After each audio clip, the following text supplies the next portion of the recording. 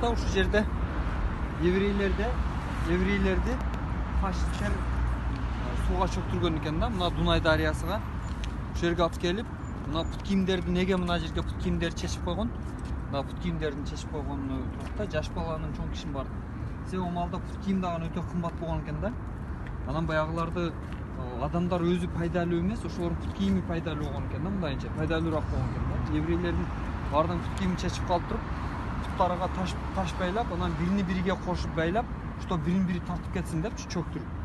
Ошентип мына ушул жерден бир 300дөн ашык еврейди сууга ыргыткан экен да. Мына Дунай дарыясыгачы.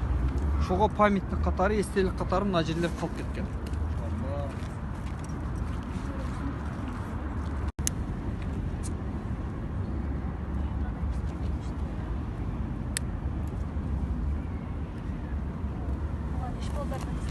Мына ушундай бут кийимдердин тарыхы, сонун тарых болду.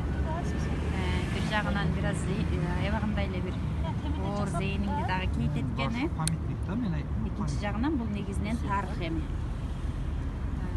Жандарына мындай шамдарды да коюп коюптур, келип шам жагып койсоң болот экен күндүзү.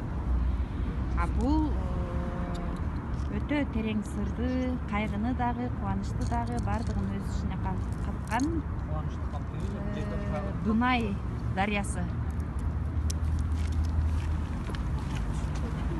А бул жакта парламент